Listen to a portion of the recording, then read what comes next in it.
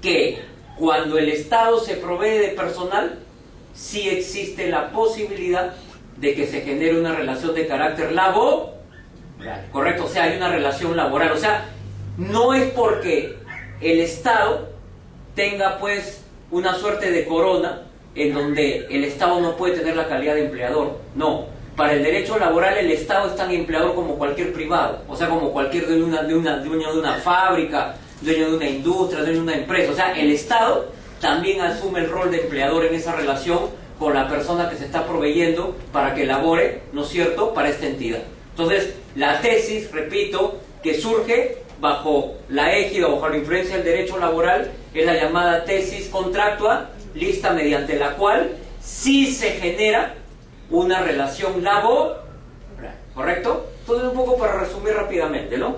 Tenemos dos tesis. Primero, la que emana del derecho administrativo, tesis estatutaria, mediante la cual no se genera relación laboral, no hay relación laboral, no hay vínculo laboral, ¿ok? Y la otra, defendida arduamente por el derecho laboral o el derecho del trabajo, mediante la cual se sostiene que sí se genera una relación de carácter laboral, si hay un vínculo laboral.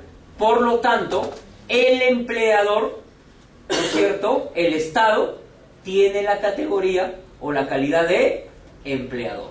¿Por qué he hecho esta introducción que es interesante?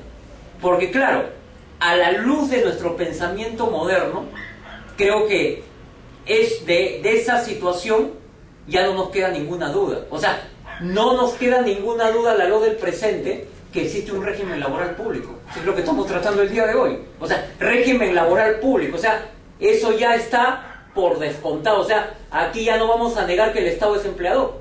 Si no, no hablaríamos de trabajadores.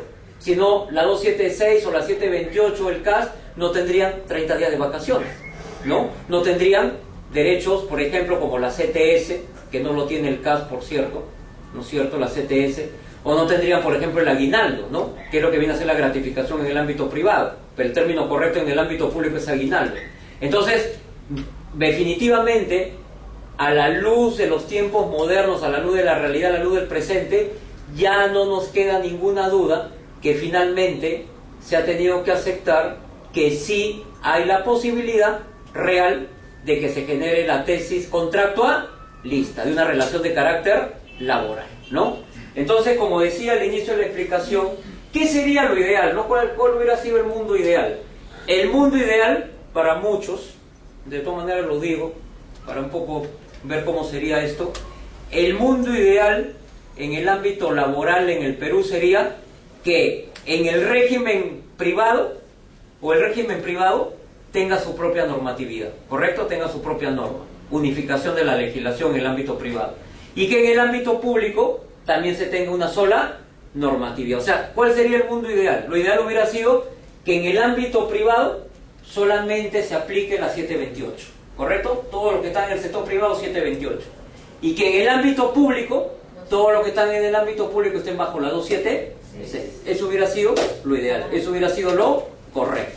Pero lamentablemente la realidad nos dice todo lo contrario. Justamente parte de la explicación es ubicarnos cómo ha sido todo este proceso en el Perú. O sea, ¿por qué nos encontramos con este desfase? ¿Por qué nos encontramos con esta vorágine? ¿Por qué nos encontramos con esta situación de desestructuración de la legislación laboral? ¿Correcto? Entonces, este referente teórico que hemos dado es muy importante porque finalmente esa teoría se va a trasladar a nuestra realidad normativa, ¿correcto? Entonces, otra idea resaltante que quiero que aprecien.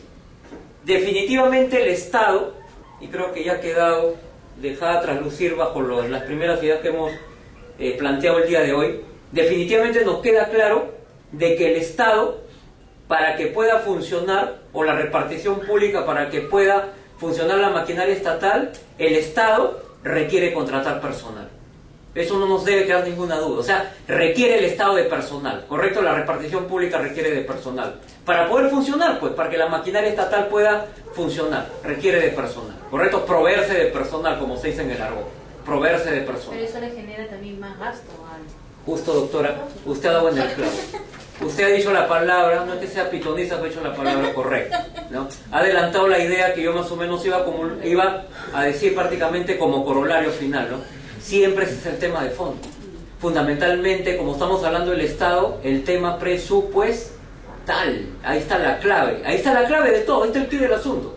Lamentablemente, ese es el quid del asunto. Claro, o sea, porque el personal de la 276 está mal pagado, ¿no? No está. Claro, doctora.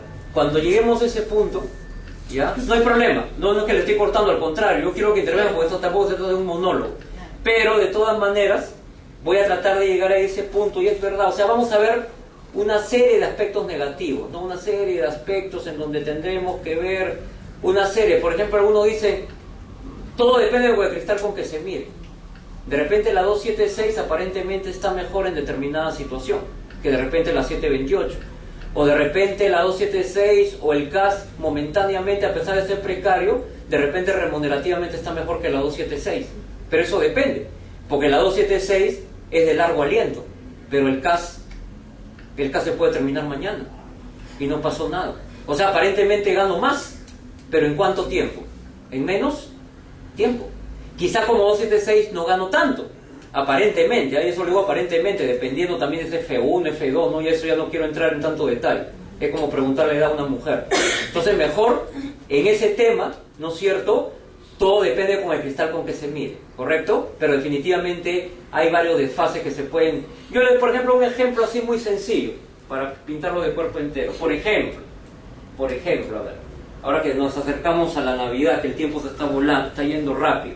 Supongo que ahora por Navidad se reúnen 3 servidores de una determinada entidad pública. Uno es 276, el otro es 728 y el otro es CAS, ¿correcto?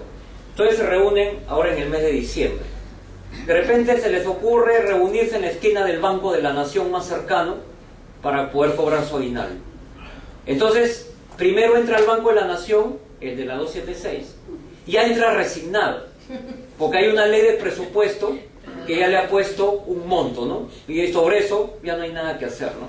Mis 300 soles y se acabó. Bueno, alguno dirá peor es nada, ¿correcto? Aguinaldo, ¿no? Que ya está presupuestado, ¿no? Una ley de presupuesto.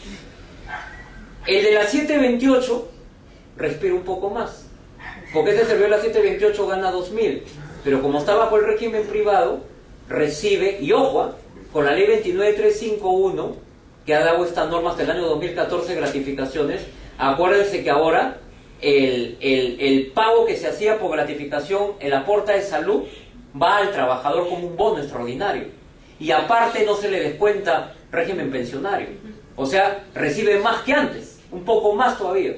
Entonces supongo que el trabajador gane 2.000 soles, va a salir con ¿cuánto ese día? Con el doble, ¿no? Va a salir con 2.000 y un poco más. Entonces miren, 300 frente a 2.000 y un poco más.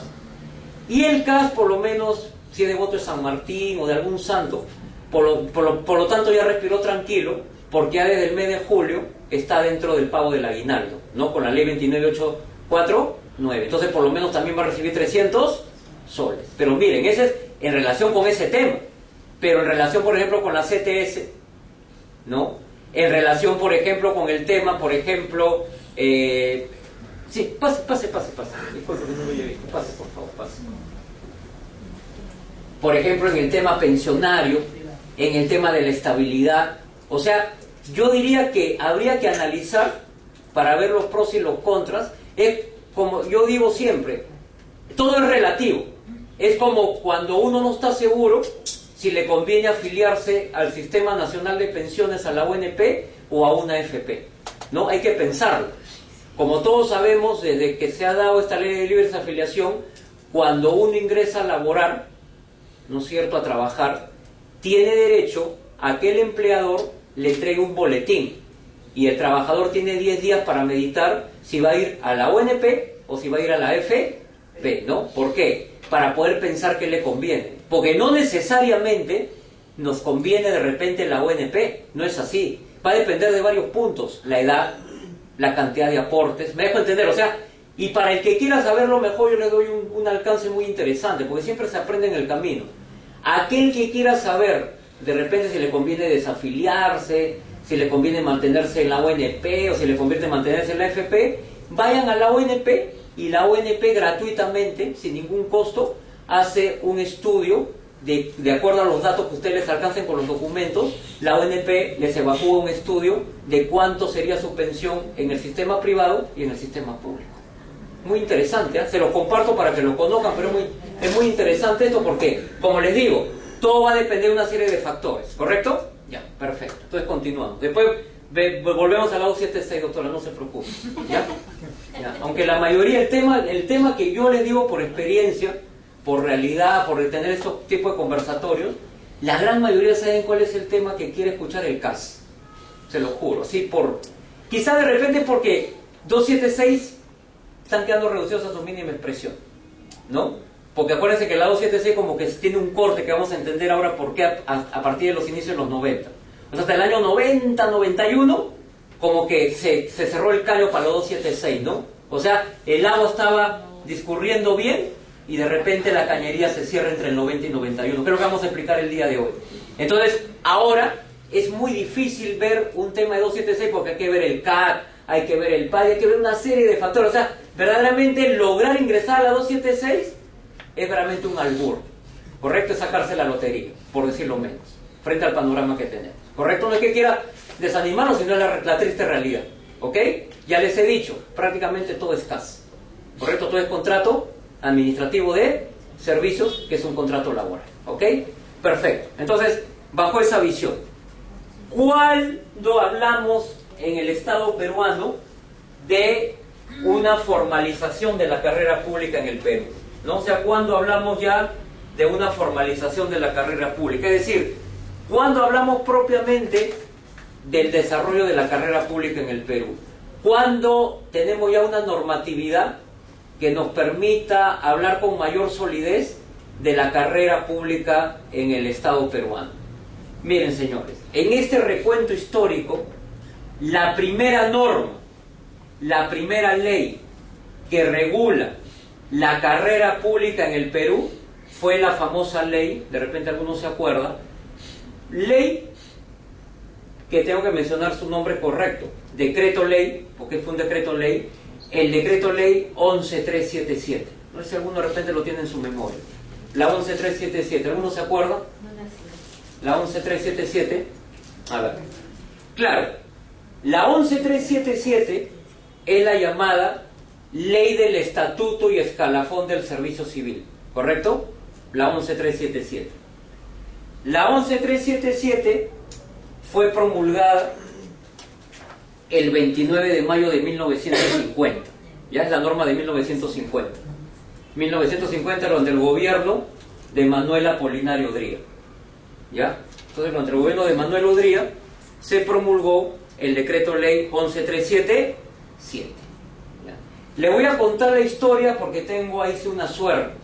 Ustedes saben que generalmente nosotros recogemos información fundamentalmente de los libros, fundamentalmente de los textos. Pero yo aquí se pongo un punto aparte. Yo he tenido la suerte, por eso siempre para comentar este punto y lo digo con el permiso de mi maestro, el doctor Pedro Patrón Faura. El doctor Pedro Patrón Faura, uno de los mejores especialistas en Derecho Administrativo del Perú, el doctor Pedro Patrón Faura, el padre, fue mi profesor en la maestría y en el pregrado de Derecho Administrativo. Y el doctor Patrón Faura siempre nos contaba lo siguiente, ¿no? Que lamentablemente no está trasladado en los textos, pero les comento porque es importante. El doctor Patrón Faura realiza su tesis para titularse de abogado en la Universidad Nacional Mayor de San Marcos en la década del 40. Hay que recordar que en esa época el título de abogado se obtenía a través de un trabajo de tesis, ¿no? No es como en los inicios de los 90 con el bachillerato automático, sino era como un trabajo de tesis, ¿correcto? Entonces, ese trabajo de tesis que hizo el doctor Pedro Patrón Faura es el que sirvió de base, ¿correcto? De base para el decreto ley 11377. O sea, en pocas palabras, la 11377 se basó en el trabajo de investigación del doctor Pedro Patrón Faura. El doctor Pedro Patrón Faura acaba de cumplir 97 años de vida.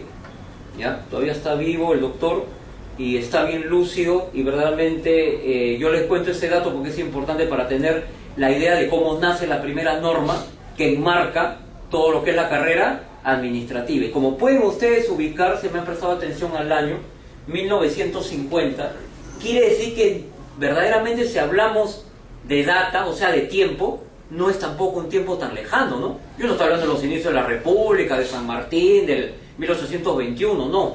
Yo estoy hablando de 1950, o sea, estoy hablando de 62 años atrás, pues no es mucho tiempo, ¿eh?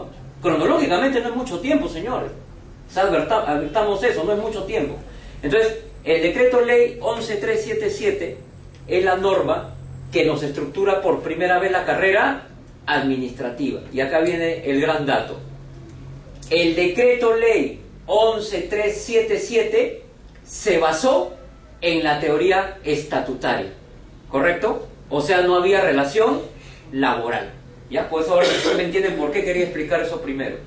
O sea, la 11377 se basó, para los que han estudiado el tema, para los que se han adentrado en un análisis de esta norma, bajo las dos tesis que hemos planteado, la 11377 se ha basado o se basó en la teoría estatutaria, ¿correcto? O sea, no se generaba relación laboral. Pero miren el nombre de la norma: Ley del Estatuto y Escalafón del Servicio Civil. Entonces, como no había relación laboral, ¿cuál les he dicho que es la característica que denota más la relación laboral? ¿Cuál es el elemento esencial más característico en la relación laboral? La subordinación o la dependencia. ¿Cómo comienza definiendo la 11377 al empleado público? Lo comienza definiendo como aquella persona que labora para una repartición pública a cambio de una remuneración. O sea, no menciona para nada la subordinación. ¿Me están entendiendo? Por eso es que más se ajusta a la teoría estatutaria, ¿correcto? La teoría estatutaria. No se genera relación laboral. Ahora, dentro de esta norma, aquí empiezan a nacer pues los términos, pues escalafón. ¿Qué es escalafón? Una gradación, ¿no? Grados, ¿no? Grados, jerarquía, ¿no? Entonces, esta es la primera norma que nos va hablando ya de las escalas, la jerarquía. De la carrera administrativa, ¿por qué? Porque para ingresar a laborar al Estado hay que previamente pasar por un concurso, ¿correcto? Hay que concursar, hay que rendir unas pruebas, hay que tener el acceso, y luego en el ingreso se va generando todo un movimiento cíclico, ¿no? Que son los diferentes niveles, las diferentes jerarquías, las diferentes gradaciones, ¿no es cierto?, propias de la carrera pública. Y un dato último de esta norma, así rápido, solamente a manera general, es el siguiente, que todos, me imagino que la mayoría de ustedes trabajan en la administración pública. Entonces yo quiero preguntarle a uno de ustedes que me haga recordar ¿cuándo se celebra el Día del Empleado Público? Somos Castro. Ah.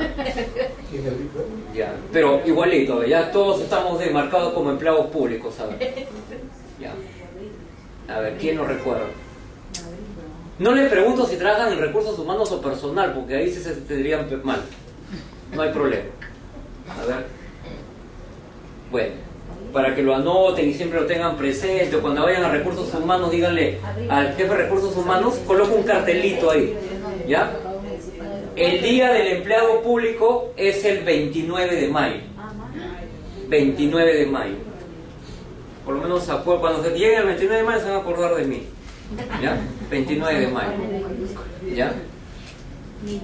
Ya. ¿Y por qué les digo esto, señores? Un poco para que en recursos humanos, en personal, siempre lo tengan presente, ¿no? Porque empleados públicos son todos indistintamente del régimen, ¿correcto? ¿Ya? Del régimen. ¿Ya? ¿Por qué? ¿De dónde? Porque esto tiene una historia muy interesante. En el artículo 105, pues eso lo doy la base legal, siempre hablando con base legal para que ustedes lo puedan corroborar.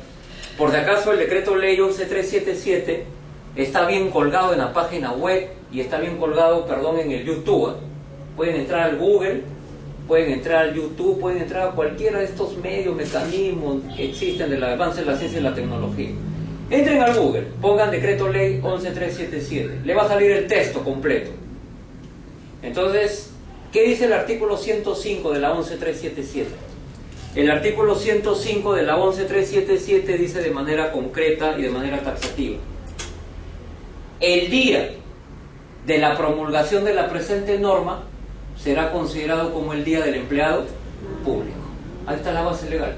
¿correcto? O sea, cuando alguien le quiera decir, usted ilustre a los jefes de personal, recursos humanos, pregúntenle el día de mañana, ¿cuándo es el día del empleado público? 29 de mayo. Ya, y la base legal, sacan, imprimen la 11377 y resalten el artículo 105, ¿no? ¿Cuándo se promulgó la norma? Por eso le dije la fecha. Era el 29 de mayo de 1950, correcto. Fecha de promulgación. De promulgación, ¿ah? Ojo, ojo, porque se publicó el 16 de junio. La norma dice el 105, fecha de promulgación, que es diferente. ¿Cuándo se promulgó? El 29 de mayo. ¿Ya? Entonces no se olviden, porque nos sirve a todos como cultura general, para que no lo olvidemos. 29 de mayo se promulgó el decreto ley 11377 y luego se publicó el 16 de junio. ¿Ok? Luego se publicó el 16 de junio. Pero aquí viene un tema para mí importante, porque de lo que estamos conversando, aparentemente alguno dirá, y yo les digo, no siento la pregunta legítima, pero ¿para qué nos habla de una norma que ya es de los años pues de la pera, los años de la carreta, que de frente háblenos de la normatividad moderna? No, la historia tiene su valor, pero ¿saben por qué he mencionado ese tema, señores? Porque hasta ahora sigue la gran duda de si el decreto ley 11377 está vigente o está derogado. Y hay dos posiciones, señores, ¿eh? O sea, nosotros no podemos dar una, como se dice, una respuesta así, tan al 100%. Ojo, por eso quiero compartir esta parte porque es interesante. Entonces, vuelvo a repetir, hay dos visiones, hay dos posiciones acerca de la vigencia del decreto ley 11377. Hay unos que consideran que la norma ya está derogada, pero hay otros que consideran que la norma aún sigue vigente y que tiene efectos todavía en el régimen pensionario, ¿correcto? Entonces, yo solamente les voy a poner a consideración dos ideas importantes, sin ser necesariamente las que necesariamente tengan la razón, pero le pongo por las entidades donde mandan, ¿correcto? Ahí le voy a poner dos posiciones interesantes. Primero, a ver, ¿cuál es la entidad actualmente encargada de ver los recursos humanos en la administración pública, de ver todo el tema del CAS, de la 276, inclusive la 728, de ver todo el tema? Inclusive se le ha dado la posibilidad de ver toda esta, ¿no es cierto?, reingeniería de la administración pública. Indudablemente que servir, evidente, servir, ¿no? Es servir, que nace con el decreto legislativo 1023, servir, ¿correcto? Perfecto, ya. Les cuento la historia rápidamente. De repente alguno la sabe, pero es bueno contarla para que tengan conocimiento. Hubo un problema con un servidor del Ministerio de Educación, ¿correcto? Entonces, un UGEL, no sé si ustedes saben que en el Ministerio de Educación están las UGEL, un UGEL le plantea la consulta a Servir. ¿Cuál era el problema? Que este servidor tenía tuberculosis, TBC. Y hay un artículo, creo que es el 50 y tanto, 55 de la 11377, que señala que todo servidor público que tenga esta enfermedad de TBC tendrá derecho a gozar de 2 años de licencia con goce de haber, por la naturaleza de la enfermedad. Ustedes saben que la TBC se trata en primer grado, puede ser 6 meses, pero hay la resistente, y la resistente puede ser 1 año y medio, ¿no? Eso también hay que corroborarlo, y eso usted lo puede corroborar con algún médico, algún especialista, ¿no? Entonces vamos a encargar de buscar también la información para poder ilustrarnos bien del tema. Entonces, es la TBC resistente, como le llaman la resistente, que puede durar hasta 1 año y medio, ¿correcto? Entonces es un proceso de recuperación largo. Entonces, ¿qué nos dice en pocas palabras la 11377? Que si yo tengo TBC, puedo solicitar 2 años de licencia con goce de haber, la 11377. Entonces la UGEL... ¿Pero se pasa como descanso médico o como licencia? No, como licencia, doctor, como licencia, así es.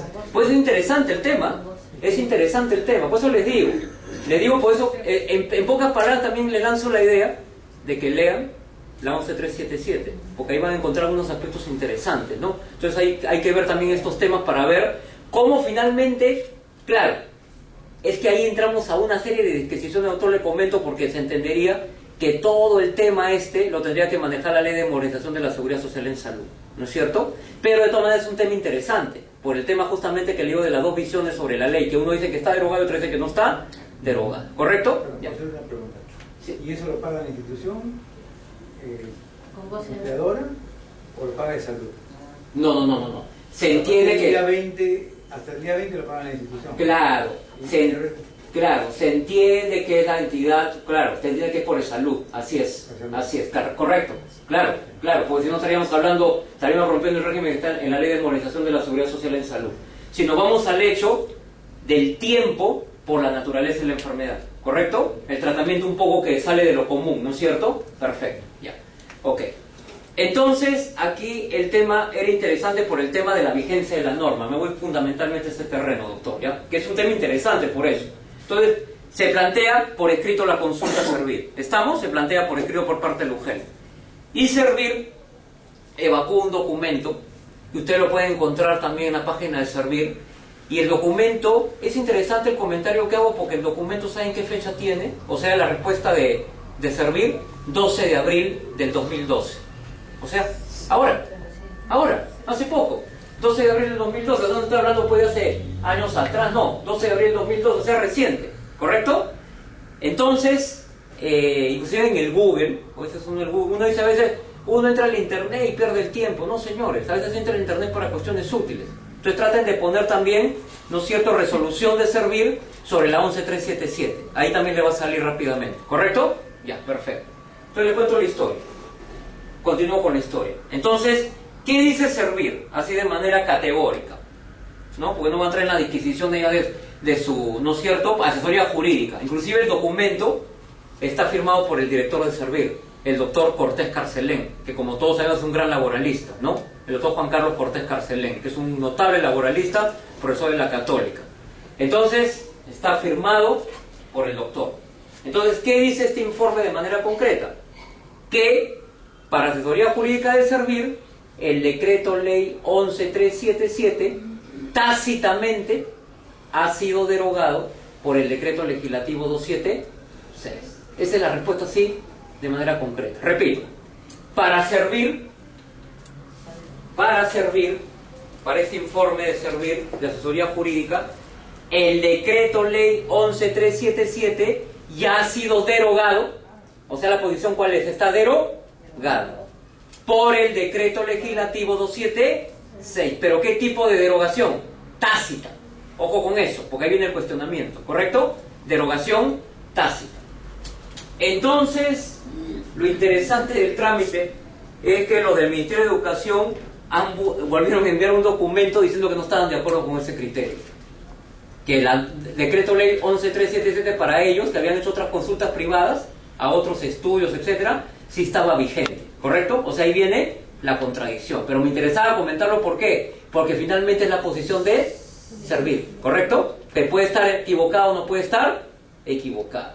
Pero la contradicción o la posición en contra radicaba en el hecho de que, vuelvo a repetir, radicaba en el hecho de que para el Ministerio de Educación, para estos que hacían las consultas, estos funcionarios, la 11377 no podía haber estado derogada o no podía hablarse de una derogación tácita, que en todo caso la derogación por la naturaleza de la norma, la derogación hubiera tenido que ser expresa, ¿correcto?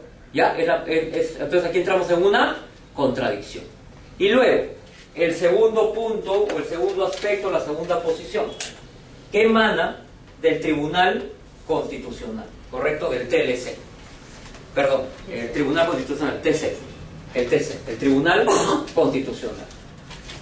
Si ustedes revisan varios fallos del Tribunal Constitucional, en donde de una u otra manera hace referencia al decreto ley 11377, van a notar, y este es el detalle que quiero que noten cuando lo lean, que el Tribunal Constitucional, cuando hace referencia al decreto ley 11377, abre un paréntesis, luego de, ¿no es cierto?, de hacer mención de 11377, abre un paréntesis y dice norma derogada, ¿correcto?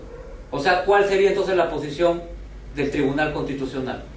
Que el decreto ley 11377 sería una norma que ya ha sido derogada, ¿ya? Pero ahí queda pendiente todavía el tema, ¿correcto? queda pendiente el tema de discusión. ¿Ok?